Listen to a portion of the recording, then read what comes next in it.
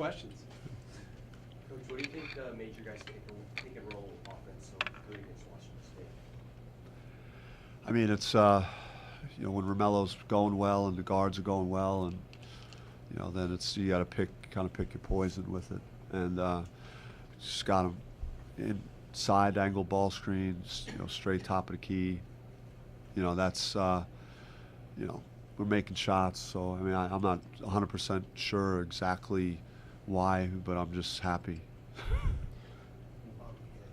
need an unfavorable schedule to start the conference season. The way you combat that is we get a few games at home.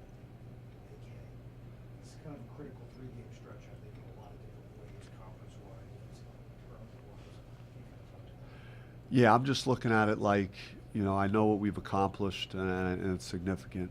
And what we did in the non-conference, just about no one in the country was able to do. So take a lot of pride in that. And I don't look at this like it's a 1-month season. It's been a 3-month season, and we still have a number of games on the table. And just there's a lot of life in our gym right now, and there's a lot of enthusiasm in our practices. And I think that's all I'm seeing right now. And as much as I respect the talent of all the opponents that are coming to see us, I like my group. I feel good about where we are right now in this season and what we'll do over the next several weeks.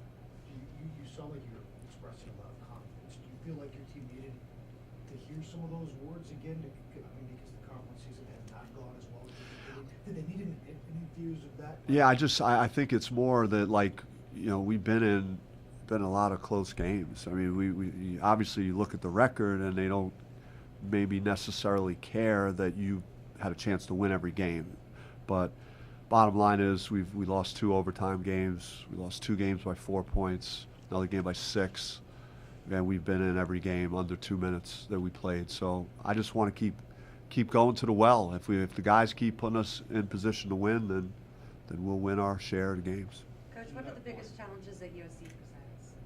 Just I think that they've found themselves, and they've kind of become the team that most people expected them to be preseason, and they've been through a lot, and you're seeing the core of their team really step up over the last month, and they're playing at a very high level. They're playing together. They're defending as good as anyone in the conference right now, and they have the athleticism to do that. So yeah, and they're another team that's been to the tournament and have that experience in their leadership core. And so yeah, I mean, it's going to be.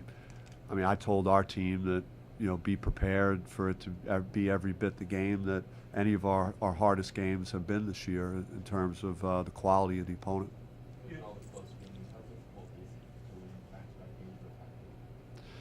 Well, I mean, we haven't done it, so it's been pretty tough.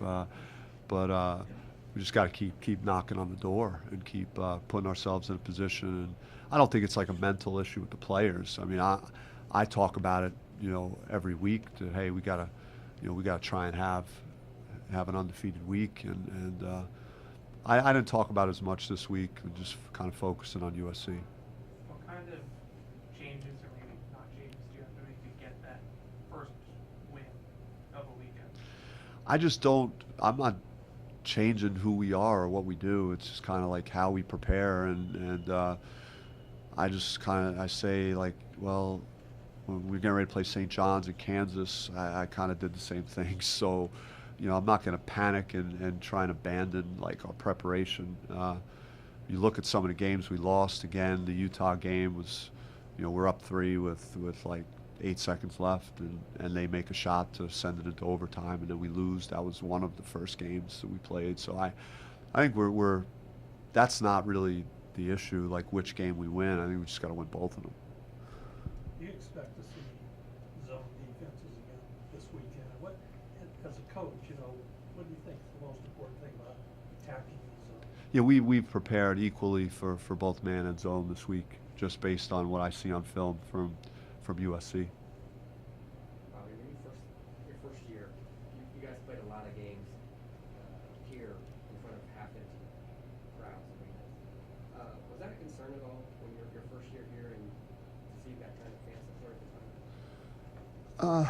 Not really. I've always been under give your people a reason to show up for the games and build a legacy of people wanting to show up to watch your teams play. And then if you add winning to the equation, a fun team to watch, then people are going to come and support the program. And so I wasn't concerned when I first started at Buffalo. The arena was about half empty, same kind of way. And I remember in my second year, we were playing on ESPN2 or ESPNU, and we had a blackout game, and there wasn't a seat in the building. And we were playing Kent State. We were playing well, and I felt like, all right, good. Like now, we have a good team. We're fun to watch. If you do something that people want to see, then they're gonna show up and support you. And then if you do it over years, then you're building long-term fan base of people that are accustomed to showing up and watching your team play. Just with how it's been this year. I mean, when you came back from Kansas, there were big crowds, and then since you struggled with the crowds haven't changed, they've still been big crowds. How much does that factor into just the overall program growth? I think that people realize that that we're still a team that fights out there, that scraps, that can be dynamic at times, that that you're going to be entertained when you're watching our team play. So that also matters. And I know the record hasn't been quite there, and then also, like most programs right now, if they're sitting the first week in February and they read bracketology and they see that you're an 8 or a 9 seed, everyone's clapping. Everyone's standing up and clapping. So we just gotta keep things in perspective. That right now, like we're an NCAA tournament team, and we've done a lot to earn that at the moment, and we still have work to do and a season to close out. But I think our fans realize that we've accomplished a lot, and we're going to support our team and with the hope that that we could have a chance to play in the NCAA tournament. I think sometimes when you got out of the gate the way we did, and you're staring at these Joe Lunardi's thing, and you're like a number 1 seed, then sometimes being an 8 seed seems like the sky's falling. But I'm not kind of looking at it that way. Coach, tomorrow night, more specifically, USC has a few guys who can put up 20, at any given night. Really, what goes into stopping their offense specifically when they have a lot of different options they can go to throughout the game? Yeah, they have a great point guard that runs the team. That it's hard to get him rattled. He plays with a great demeanor and poise and tempo to his game, and he gets everyone involved. He's had a huge assist game for them this year, and he's also capable of scoring it. So I think it starts there, and they're Boatwright and Me Too. These guys have grown and developed into real legit all Pac-12 type guys, and then they have wings that could shoot it and are very athletic. So they have a really strong team. You've talked about how important it is to get deflections and steals and things like that on defense. Do you have like a certain goal going into each game in deflections or steals that you want your team to get to in terms of like a set number? Or? We try not to put a number on it or talk about it. I don't know if a guy, if I say 35 deflections, like that might be like, it might blow their mind or something. We just want at halftime, hey, we got 15 deflections, so we're doing well with that. Or we'll look at the steals. I kind of reminded the guys of that, after the Washington game, especially, the way Washington was able to steal the ball from us. Hey, we were that team that was stealing the ball from people, especially earlier in the year. We got to try and get back to being more active on defense. And then are you someone who likes to look at your place in like the projected brackets and things like that in your resume just throughout the course of a season, or do you just try to block it out? No, I look at it. I like to know where we stand, what people think of what we've done, and I look at other statistical things. I look at Ken Palm, who's who ranks all the teams, and they go a more analytical approach, and I like to see where we stand relative to teams we're competing against on those things as well. In September, Juan, obviously back home, the Virgin Islands had some obvious issues with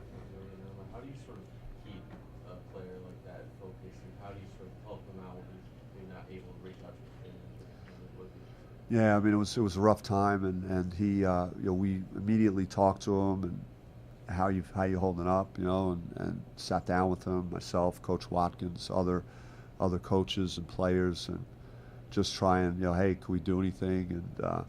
And I think that was the nice thing about doing our hurricane relief game that we did. I'm not sure that we generated a ton of money, but everything counts and it matters to those type of causes, and Daquan was involved and participated in that. So it was, it's a hard thing for him to go through with the uncertainty. Anything else? Thanks, Thanks, guys. Coach.